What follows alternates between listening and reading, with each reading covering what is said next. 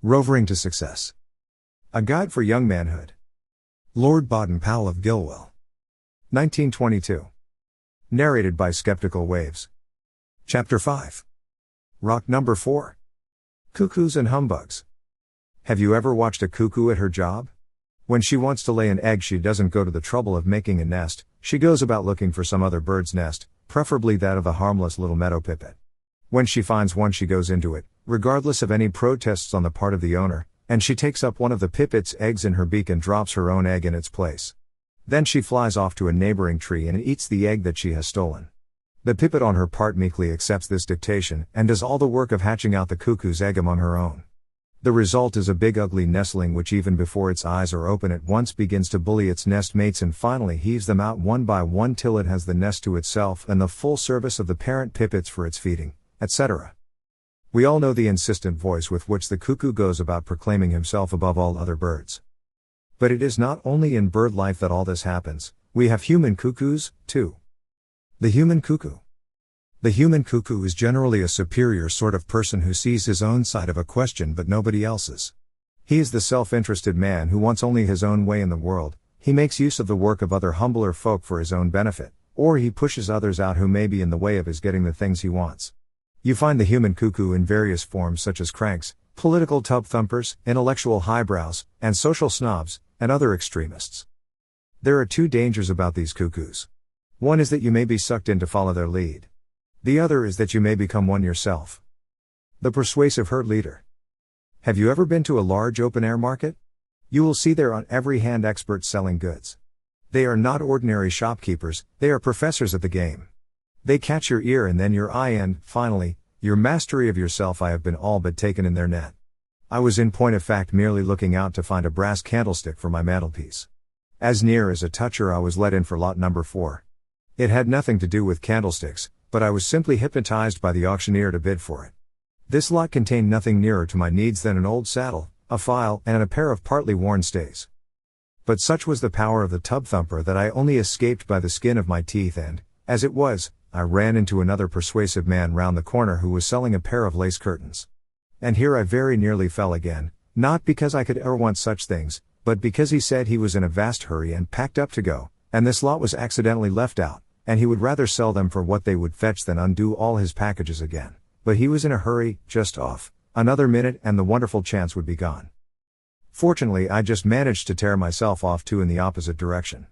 Happening to pass that way an hour later, I found him still at it, selling his curtains like hot cakes because he was in a desperate hurry, and he hustled people to snap them up in a hurry, too, though possibly to repent at leisure later on. Well, it is much the same with the good loud-voiced political orator. With the gift of the gab he will bag at one go a whole crowd of open-mouthed wondering lads, who have never troubled to hear the other side of the question about which he is spouting. They fall like ripe plums to his shake. He hypnotizes the whole herd. But he cannot mesmerize the individual fellow who doesn't mean to be carried away by the rest. It is not only the orator that catches unthinking listeners, there are writers too, and somehow, when you see a thing in black and white, you tend to think it must be true. You naturally take for gospel anything that you read in the papers until you come to inquire into it and to recognize that it is the opinion of one man writing for his living or to back certain views. There are writers of repute who have studied great questions and claim to put the matter clearly for those who have not the time or opportunity for going deeply into it. But even these make their mistakes or take sides, and are apt to color their pictures rather highly, so it doesn't do to trust them entirely. If they happen to be writing on one side of the question, it is well to read what some equally good authority has to say on the other. And then there are the snakes in the grass, the fellows who get hold of you by chance in conversation, with great ideas, or who lure you through attractive clubs or with well-sounding brotherhoods. There are lots of them about, so keep at least one eye open and both ears and all your wits. Every one of these cuckoos has his particular aim in getting hold of promising young men. Sometimes the aim is harmless, but more often than not there is some vice underlying it. The seesaws. These are the extreme views that people are apt to give you from opposite ends of the seesaw. That is, they are the cuckoos that make the noise in the world and so attract attention of the general flock of birds. But fortunately for the nation there is a quiet common sense middle lot of men in between the extremists who, though they don't talk loud, think quietly for themselves, sensible workmen, human employers, and public-spirited benefactors. In other words, a citizenhood that is out for fair play and mutual forbearance for the good of the whole. It is this solid element that serves to keep the balance between the extremes. Evolution and revolution. The right kind of evolution is a very big question, affecting every branch of public and private life, needing the careful study and careful handling of disinterested men if it is going to be a blessing instead of a curse to the mass of the people.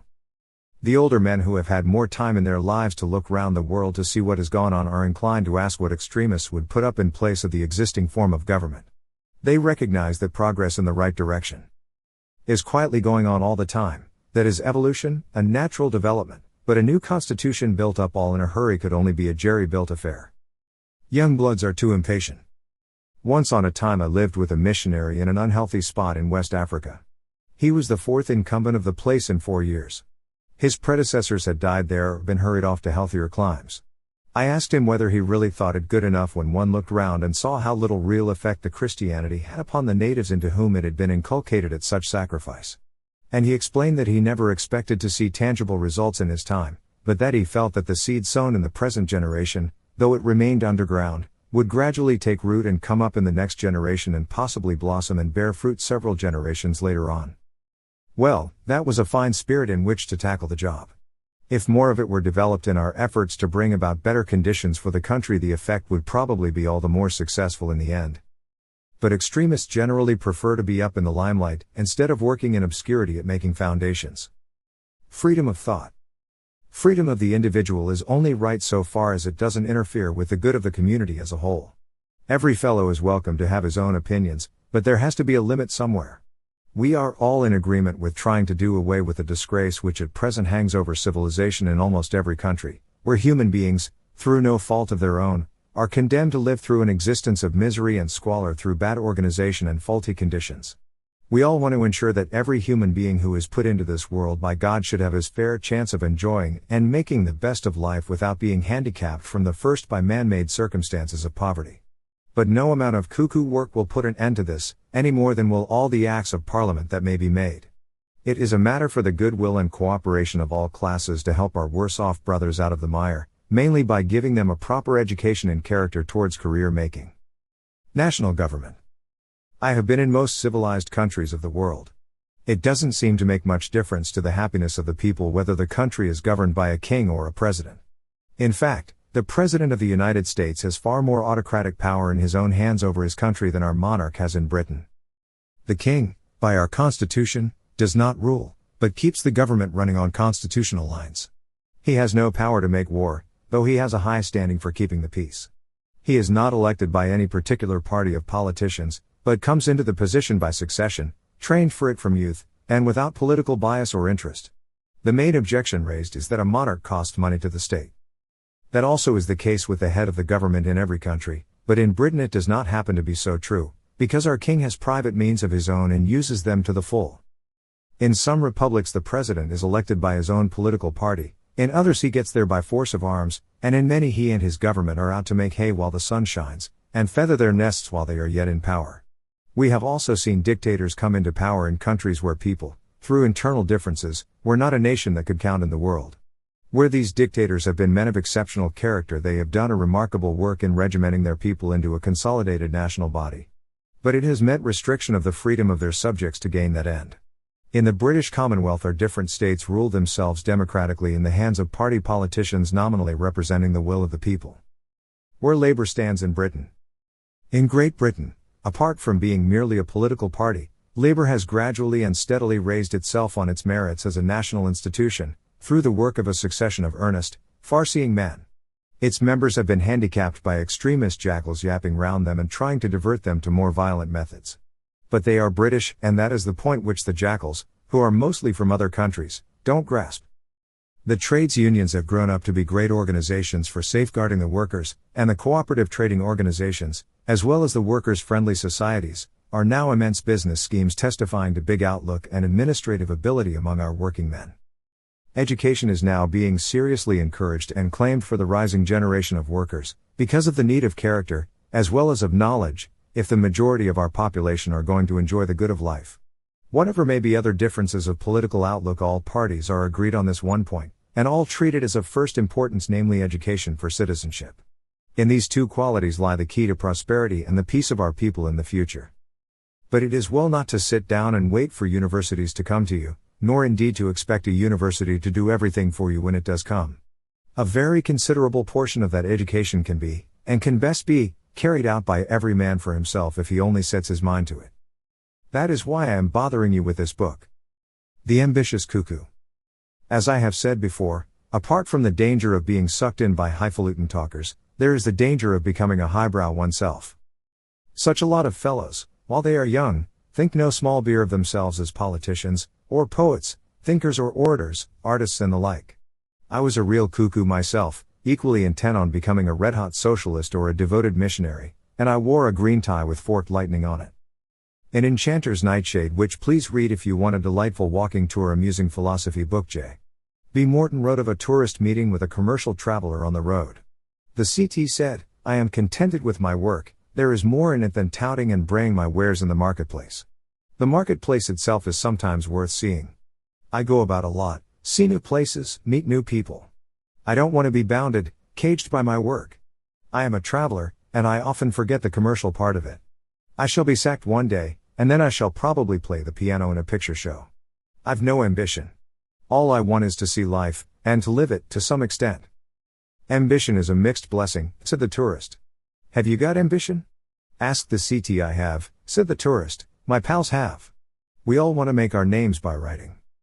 The CT smiled, as a parent might smile at a bright little boy. "It is a phase," he said. "I have had it. I thought I was Potterevsky, wore my hair long, never cut my nails, starved, read morbid books, pined for love. But I got over it as I got older." "And now you are happy?" "I am." And he was right. A man who has the cheap ambition to make himself famous or to exalt himself amongst his fellows is laying out for himself disappointment, mingled with envy, hatred and malice, against those who pass him in the race. Ambition to do right is the only ambition that counts, and that helps towards happiness. But the personal ambition to be thought great or exceptional makes prigs. One of humor. G.K. Chesterton pointed to the fact that the average cuckoo has little sense of humor. "Few people," said he, "seem to understand the fantastic when it is used logically upon the principle of the reductio ad absurdum. For instance, a man says there ought to be no private property of any kind, that there are none of the things that men have that they should not share. You then say to him, your proposal about a communal toothbrush, or a communal pair of trousers, and he replies that you are simply making a jest of the discussion. The point to insist upon is that he is the man who has made the absurd remark. He is the man who has made the joke, but the difference is that I can see the joke and he can't. Do not think I give you that example merely as indicating partisanship on general political or other matters. Just the same absurdities are uttered on what may be called the reactionary side. For instance, when the ordinary jolly old major, or man in the club, tells you, as a man in a club told me, I always like to fight the enemy with their own weapons. I say to him, how long does it take you to sting a wasp? Or how do cannibals taste? Or something of that sort. In these circumstances, the man in the club is liable to accuse you of fantasy, but, as a matter of fact, it is he who is fantastic. One of reverence. The Times reported some time ago, Lord Morley has lamented the decay of reverence in modern democracy, and Lord Bryce in his recently published work expresses the same anxiety, though he believes that reverence may revive in the future. We trust that such revival will take place. Flippancy, conceit and cynicism render men selfish and contemptuous. They ask who will show us any good? And, finding no answer to their minds, they cease to believe in goodness. When this happens, reverence dies, and in its death all hope of moral and spiritual progress is destroyed with it. The cuckoo has no respect for the views of other people. I agree with Lord Bryce that reverence may revive, for I am sure it will revive among the improved breed of young men who are coming forward in future. It lies with you fellows to bring it about. Then there are the snobs. The snobbishness of class against class is one of the causes of the present social unrest that is damaging our country. You younger fellows can put a stop to it if you only have the will to do so. It is for the better off fellows you who have had the luck to get a better education, it is for you to hold out a hand of fellowship and goodwill to your less well-to-do brothers. If you are gentlemen as you profess, you will do it. Indeed, I am glad to believe that the best public schools and universities are already doing it, not in any sense of condescension, but as brother men and fellow countrymen. Their elder brothers did it in the war to save the country, they made common sacrifices, and they were comrades together. And you chaps who are not so well off, you would think it pretty low down, wouldn't you, if, when another team had the luck to get the better of you in a game, you turned nasty and booed them? You wouldn't do it. It would be unsportsmanlike. Don't be unsportsmanlike, then, in the case of a fellow who has had the luck to have more money than you have. He is your fellow countryman and fellow man. He is all right at heart. Like Chevalier's Coster He's all right when you know him, but you've got to know him first. If you play football with him, man to man, clothed alike and equally muddy, there's not much difference between you. It clearly shows that there is no snobbishness there. It shows that class difference is only skin deep, all are brothers below the surface and in their hearts. I once took a very smart young officer of the lifeguards down southeast London to show him something of the other side of life from that of drawing rooms and clubs. I had myself, when a youngster, gone into the life of those parts as a plumber. I thought it would be a bit of an education for him. It turned out to be a bit of an education for me. When we got into the club that I know of down there, he fished out a dirty old pipe, ordered his beer, and in a few minutes had the chaps round him roaring with laughter at the yarns he was telling. On our way home later on, I lost my way in the labyrinth of alleys and back streets, and when I confessed, at last, that I was out of my reckoning for Waterloo Bridge, he at once took the lead and said, "This way, up this alley." I then learnt that my friend was quite accustomed to coming to these parts. He took people for what they were, not for what their clothes made them. It was not condescension but human feeling on his part. And that is good medicine, as Red Indians say, for all of us. Superior persons often seem to think that if a man is in a different line of life from themselves, he therefore has not a human heart inside him. A superior person is a snob. The gush prig. A gush prig is a fellow who lets himself go and gush. By gush I mean something that you produce, thinking it brilliant, but which is not the outcome of knowledge or experience. It may be talk, it may be poetry or prose writing. Self-expression is a good thing, but when it breaks out into gush, well, too often it goes to the head and swells it. A good many young men find at 22 that they know practically all that there is to know, and they want other people to know that they know it. When they get to 32 they find that they have still got one or two things to learn. At 42 they are learning hard. I am still doing so at 73. Politicians, especially those of very pronounced views, generally become disappointing to their original supporters as they become older. The reason for this is that they have meantime been learning a lot, their outlook has become broadened by experience, and they have realized the great fact that there is more than one side to a question. I used to think wonderfully fine thoughts when I was young, and I wrote them down with a poetic fervor that I felt was inspiration. My word, they were tosh when I came to read them later. I have today received a letter of 8 sheets from a young man who is evidently in the same stage.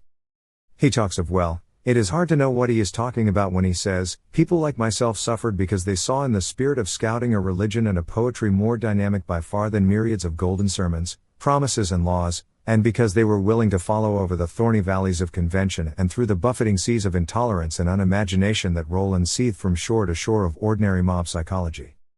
Fine. It reminds me of Browning, the great poet. When he was asked what exactly was the meaning intended in one of his earlier poems, he replied, "When I wrote that poem I, at any rate, knew what it meant and God knew. Now God only knows." I once heard a Salvation Army officer giving advice to a party of emigrants as they were starting for one of the overseas dominions. He said, "Before you have been there many weeks you will be showing the people there how much better they might do their jobs, and you will be writing home to tell your people that you never saw such a godforsaken country and such a rotten lot of people. My advice to you is, write your letter, but do not post it for 6 months or so. Then reopen it and see what nonsense you have written and be thankful that you did not send it." I think the same advice might be useful to many a young man going out into the world, namely, to write his gush, but to keep it for a few years and then look it over again, and he will doubtless be glad to tear it up before anyone else can see it. The safeguard is to get your learning first, before you let yourself go, so that you start on right ground, and so don't have to retract or tear up later on. Self-education. Self-education a safeguard against cuckooism. I have tried in the above paragraphs to show you the dangers of the cuckoo rock, namely those of being led astray by the persuasive call of the cuckoo or of becoming a cuckoo yourself. The next point is what to do to get past the rock in safety. Education is one great safeguard. By education I don't mean improved scholarship but education of mind and soul. The one enables you to pass by the danger, education of soul raises you far above it.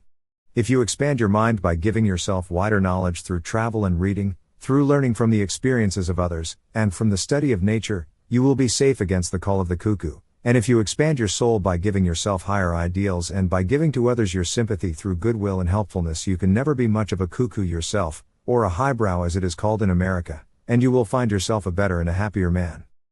A prig is generally a prig because he thinks he knows everything when in reality he has often a great deal to learn.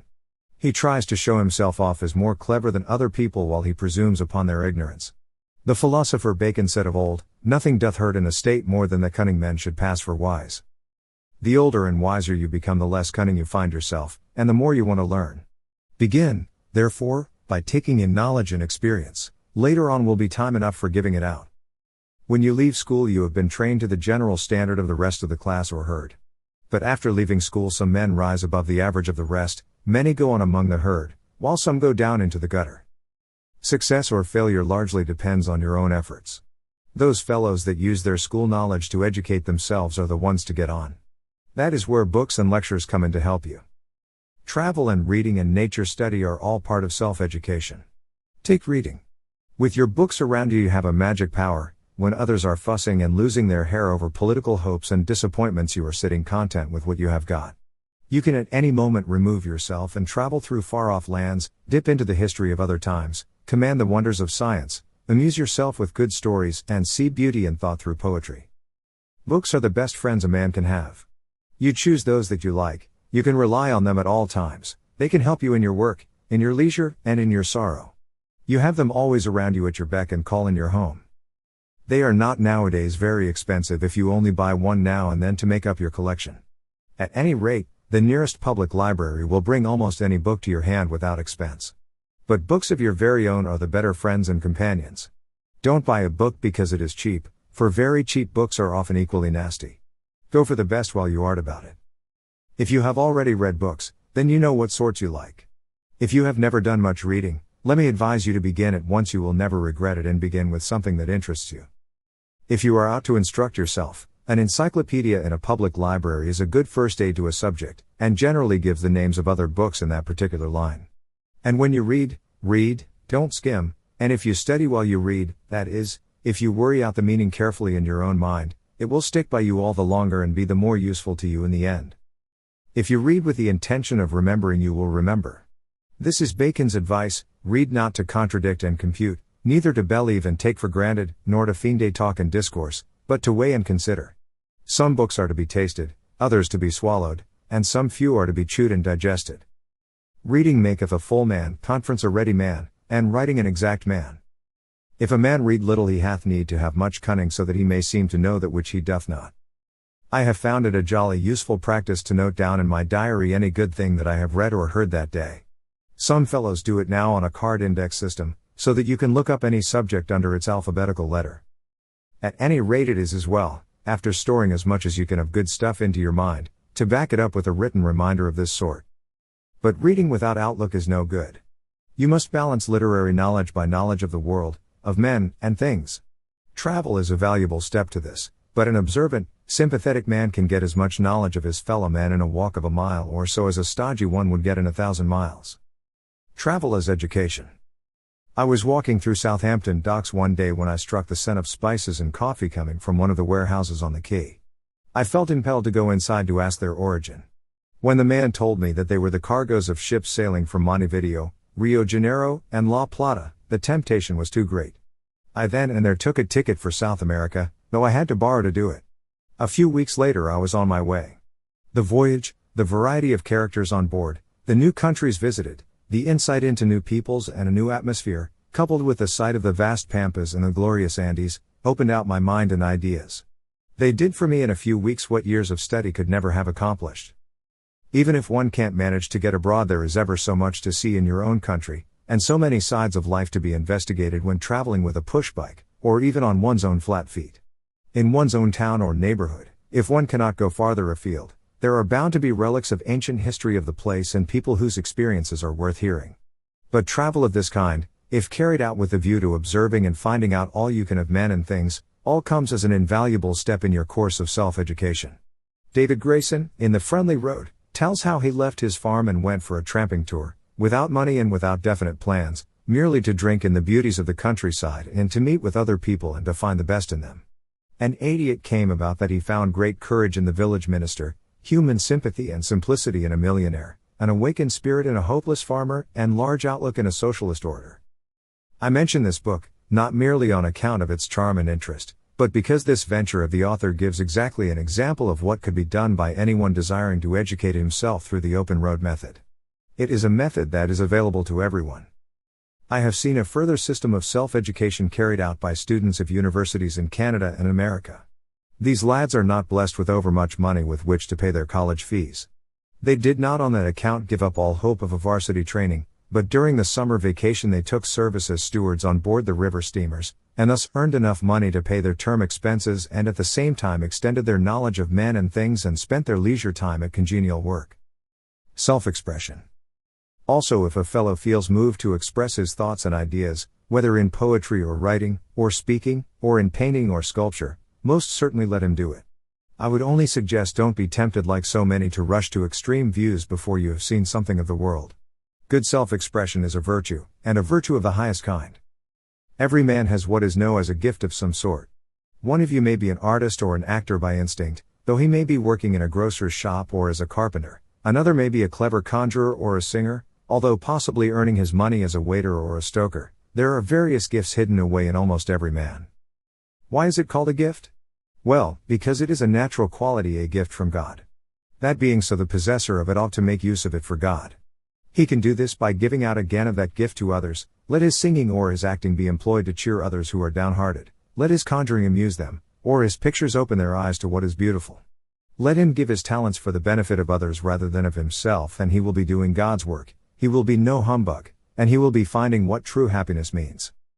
Prempe's hint to young talkers.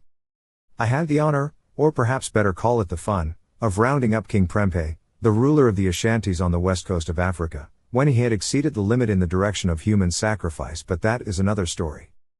I merely refer to him here as supplying a hint. Being a savage monarch, he was accustomed to saying what he jolly well thought on the spur of the moment, without any consideration of what might result. If he got angry, he lost his head and let himself go, and the man with whom he was angry usually lost his head also in another fashion. When he was captured, he realized that in discussion with the British authorities he might have to adopt a different line of talk. If he spoke without first weighing the effect of his words, he might say things that he would afterwards be sorry for. So he did what lots of impetuous young fellows might well imitate in discussion, at any rate figuratively. He carried a nut, like a big Brazil nut, between his teeth so that, if at any time he felt impelled to blurt out something untactful, he had to pause while he took the nut out of his mouth and so gained time for reflection. A further hint that I got from this same King Prempe was, when you have got the better of your opponent, don't think that you have entirely done with him or have got him down and out. He may have yet another weapon up his sleeve. I have a memento of the lesson in the shape of a flintlock of a native gun on my table at this moment, and this is how I learned my lesson. The king contemplated making a bolt for the jungle during the night when he saw we were likely to arrest him. This I had expected of him, so I had an ambush of my men laid beside the path that he would probably follow. I hid myself in the ditch a few yards ahead of my men so that I could see, outlined against the stars, anyone who came along, and could give the signal to my men whether to arrest or let him go by. After a time, one of the king's scouts came tiptoeing along very cautiously and quietly, and when he had arrived opposite to me he stopped and peered hard into the darkness ahead. Something had made him suspicious, and I feared lest he should turn back and give warning of our presence. So being within a yard or so of him with his back towards me, I rose up and suddenly grappled with him. We had a fine old scurry. He got his gun round pointing into my tummy, and I caught hold of the lock. The gun must have been a very old one. The lock came off in my hand. We then embraced each other, not exactly in affection, and as we wrestled and rolled over one another, my orderly chipped in like a third dog in a dog fight and just grasped my opponent's wrist in time to prevent him from pushing his knife into my liver. You see, he had another argument besides his gun with which to press his case. Incidentally, it is worthwhile noting that Prempe, on his return from banishment, has become the president of a local association of Boy Scouts, and his son a scoutmaster. I once knew a millionaire who had been a clown in a circus, but even when he had made his pile he continued to work in his shirt sleeves in his factory. His factory was a winemaking one in one of the South American states, and I saw him working there. He explained the reason for his success was that he insisted on manufacturing the pure juice of the grape where the people had previously had chemical decoctions foisted upon them. He had learnt his lesson in the circus ring. He had found there that second-hand jokes culled from the comic columns of the papers did not go down with the public. They wanted genuine original humor. And so it was with wine. Directly he produced pure unadulterated stuff, he was overwhelmed with orders and quickly made his pile. In many young men's clubs there are debating societies for training young politicians. But the danger about them is that the members are only imitation politicians, speaking what they have read or heard from other men's lips and not the outcome of their own understanding. The imitation article takes no one in. But if when you have got experience you find yourself in a position to help the community by taking a part in public affairs, you should do all you can to train yourself for it, and work up for the good of the community rather than of a section of it. One step is to be able to grasp a point readily and its different facets, another is to be able to express yourself well in words.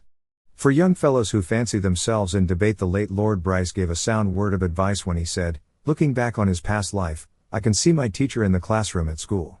He stands before me now, addressing his class of boys, and what he tells me is this: once you have got a good argument for a course of action, one good and sufficient argument, never look for a second would only weaken the first. For learning how to express yourself well in public, there is nothing like taking a part in theatricals. It gives you at once the best practical training in elocution, and in getting magnetic touch with your audience. It teaches you how to express yourself by voice and gesture, and it takes away your self-consciousness. Listening. Now, after all this talk about talking, remember always there is great value and great art in keeping silent. Often you may feel inclined to butt in with your ideas in a discussion, but it is generally best to keep quiet and let the others do the chin wagging. You learn in this way. Talking gives away many a man to the silent watcher. On every committee there are the men who do all the talking and who get little attention. It is the silent man, the one who only speaks when he has got something really important to say, who is the one they listen to. He is the Sphinx to them. It is the silent men who do things. Service. As you train yourself in character and efficiency, let your aim all the time be not merely the attainment of position or prospects for yourself, but of the power to do good to other people, for the community. Once you have put yourself in a position to do service for others, you have stepped on to the higher rung of the ladder that leads to real success, that is happiness. Service includes not merely personal little good turns of courtesy and kindness to other people. These are right and good. They are what every Boy Scout does every day, but I mean something higher and bigger than this: service as a citizen of your country.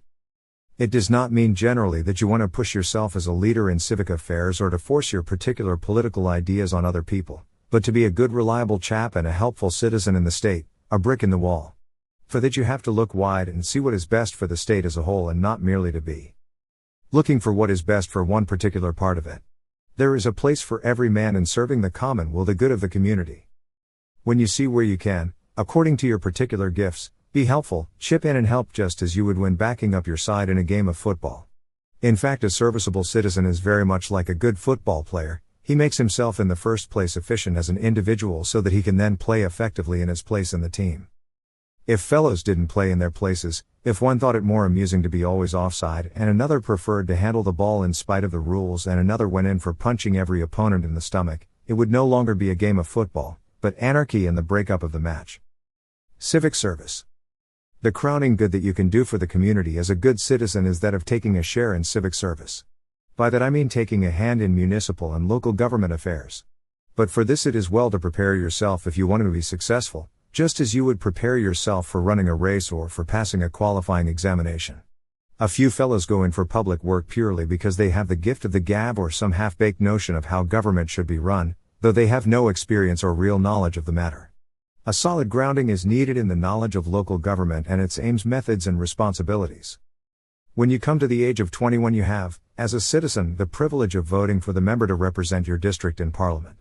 You ought to make yourself competent to take this responsibility, and the first steps have already been suggested to you as those for avoiding the different rocks, namely, character and intelligence, handcraft and skill, manly health of mind and body.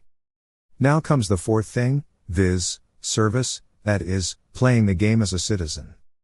In educating yourself for this, a great point is to learn the history of your town and country, both past and present. Much can be learned by reading, but more by traveling and visiting historical points. Then, in order to be able to understand or give a hand in local public affairs, you will need to learn all you can about the way in which local government is carried out. Study, for instance, parish councils, how appointed and what are their duties in church and other matters. Urban and rural district councils and how they deal with parishes under their direction. Borough and city councils, how their officers are elected, such as mayor, aldermen, and councillors, and what are their duties in administering poor relief, health regulations, elementary schools, liquor control, police and fire services, etc. County councils, its officers, departments, and its duties over the borough councils, How rates are collected and expended, from duties, licenses and taxation upon education, lighting, roads and bridges, hospitals, housing, libraries, markets, parks, waterworks, sewage, etc. Parliament. Apart from the local government of counties, each parliamentary district sends a representative chosen by the people to speak for these in the House of Commons. Members of Parliament have the power of making the laws for governing the country. Thus nearly every man and woman over 21 has a voice in the management of the country. Members of the House of Lords sit there by right of succession, but a proportion of them, those who have distinguished themselves in business or in national service, have been appointed by the monarch in consultation with the government. The duty of the Lords is mainly to discuss any measure proposed by the House of Commons. They have no real power to down a question, though they may send it back to the House of Commons with suggestions for amendment. The question thus gets thoroughly ventilated and discussed before the House of Lords pass it on to the monarch for his consent. This is a formality, since the monarch has practically no power to refuse his assent to what the House of Commons has decided upon. The different sections of political feeling thus come to be represented in Parliament under such names as Liberals, Conservatives, Labour, and so on. The party which is strongest in votes carries on the government and is criticized in all it does by the weaker parties not in power. This is a good thing so long as it doesn't run to excess and break up national unity. A country divided against itself cannot stand. The cabinet consists of ministers under the leadership of the Prime Minister and is the executive that carries on the administration of the country under the general direction of Parliament. Each minister has a department of the administration under his responsible charge, such as Navy, Army, Education, Home Office, Foreign Office, Dominions and Colonial Offices, Ministry of Health, etc. The whole system has gradually grown up from early days, when kings were autocratic rulers, till 1215, when, under the Magna Carta, the power came more into the hands of the people, and was increased by the Habeas Corpus Act, 1679, the Act of Settlement, 1701, and the Parliament Act, 1911. So Parliament has grown up by steady evolution on good foundations, and as such has earned the title of the Mother of Parliaments. When you travel in other countries, whether republics or monarchies or embryo states, you will find that they regard the Mother of Parliaments as the nearest approach to the ideal of government of the people by the people, that is, of pure democratic rule. A new republic. I was once in a newly established republic talking to the chief executioner. He was lamenting the fact that executions were now done away with. I asked him whether they now gave long imprisonment instead of execution. "Oh no," he replied, "we are a democratic republic now, prisons are done away with." "Then is there no crime?" "Yes, there's plenty of that still." "Then what do they do with the criminals?" "The soldiers take them outside the gates and shoot them till they are dead." This evidently was not his idea of an execution, since he had been accustomed to do it with a chopper. But what about a small crime? Suppose a man stole a pocket handkerchief, what would they do with him? Take him outside and shoot him till he was dead.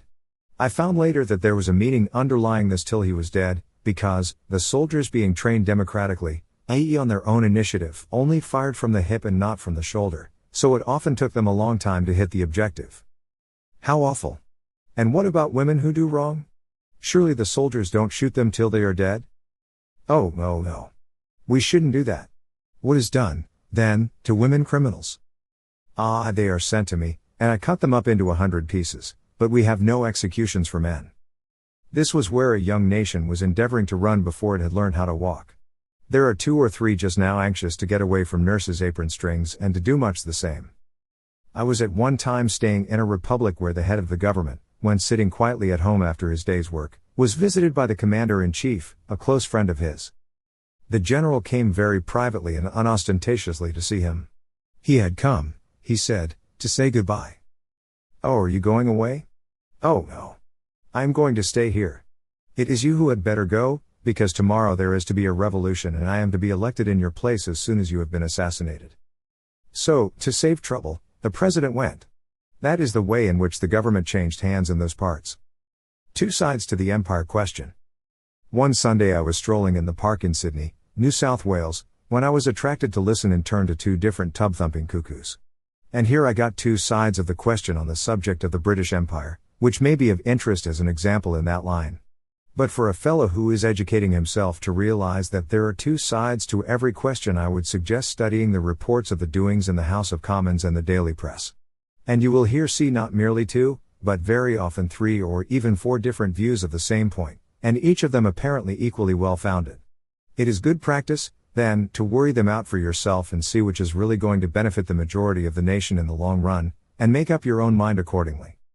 The frying pan is better than the fire.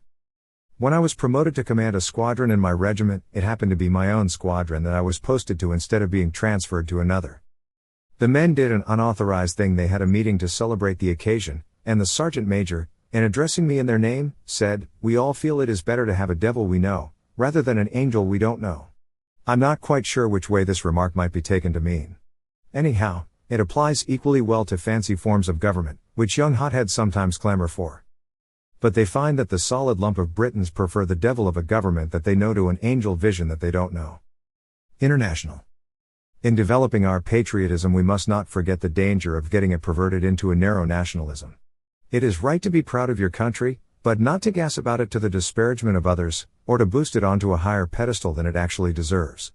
Your best patriotism is to help to raise your country's efficiency so that it can take its place adequately in the team of nations of the world. The war demonstrated a thing to which people were formerly blind, and that is that all countries are now very dependent on each other in the details of their trade and commerce, that only by mutual goodwill and cooperation can the world be prosperous and happy. One country may have the raw materials, but another has the means of manufacturing them, while a third can do the finishing process, and a fourth can best utilize the articles when finished. The cotton grown in India is manufactured in Manchester, finished in Belgium, and used in East Africa. This kind of thing goes on in every direction, including the food supply from a producing country, through a supplying country, to a devouring country. Britain produces more coal and iron than it needs, but not sufficient beef and corn, and so it exchanges surpluses with other countries. So the duty of the citizens in each state is to get more into mutual touch and sympathy with those of other states, through interest in their history and doings, and through interchange of visits, etc. Once mutual goodwill and personal friendship come to be established throughout the citizenhood of the various countries, it should be the best guarantee of all against war in the future. So you see, here lies a big opening before you as a citizen, no matter how humble may be your standing. At 18 you have the right to call yourself a British citizen. It is up to you to make yourself worthy of the right, and to prepare yourself beforehand to exercise and use it. It gives you the opportunity of service for the community, which, as I said before, supplies the main step to happiness. To prepare yourself means gaining knowledge and experience, and the practice, to begin with, of small jobs for the good of the public. See final chapter. If you then find that you have a gift that way, go on and take your part in civic affairs. Be wide-minded. When I am Prime Minister, I will make it obligatory that before a man can be elected to Parliament he should have travelled round the world at least once, and also that his education should have taught him to look at both sides of a question in every case, and also that he should have learnt leadership, which means as a first step complete mastery of himself, and sinking today's minor party or class ideas for the nobler outlook, the greater good of the whole community in the coming years. So in preparing yourself, keep the right object in your mind's visage to start with. Go into public life with a humble desire to serve the community, to help the whole show along for the good of the greater number. Your reward will not lie in seeing yourself go up, but in seeing those around you go up to a better standard of living as a result of your work. And this will give you more satisfaction than any decorations or awards that can be heaped upon you. I hope after reading this dissertation on the cuckoo rock dangers and how they should be avoided, you will not say that another specimen of a cuckoo is the retired general, whose young days were very long ago, and who now sets himself up as a lawgiver on what a young fellow should do and what he should not do. Well, you may see it in that light, but as a matter of fact the old fellow has this one point of difference from other cuckoos: he has no personal aim of his own. He has no irons in the fire or fish to fry, but he has a great love for his fellow men, he has a very good memory of what he went through as a youngster without a father alive to advise him, and he has a very close sympathy with young men coming out into life. All he wants to do is to offer them any hints from his own experiences that may be of use to them in preventing them from being lured away onto treacherous shoals, and in helping them to live a happier and a fuller life. Food for thought. Some anti-crank maxims. A sense of humor will pull you through this danger as well as through many a bad time. Let your ambition be not to see how much you can get out of work, but how much you can put into it. Ambition to do the right is the only ambition that counts. Cheerful alacrity in doing a thing that is put up to you is the best of recommendations. A fellow who boosts himself is generally the fellow who needs boosting. Remember, you are a brick in the wall, or a player whose job is to play in his place in the team. A balanced citizen is worth half a dozen cranks. Lots of fellows demand their rights before they have ever earned them. Joy cometh to him who serveth, through his brother man, His Father God. We never fail when we try to do our duty, we always fail when we neglect to do it. Don't be content with the what, but get to know the why and the how. Nature gave us one tongue, but 2 ears, so that we may hear just twice as much as we speak. It is a great cleverness to know how to conceal our cleverness. La Rochefoucauld. Notoriety is not the same thing as fame. There are two kinds of people who never change their opinion, and those are the foolish and the dead. J. Russell Lowell.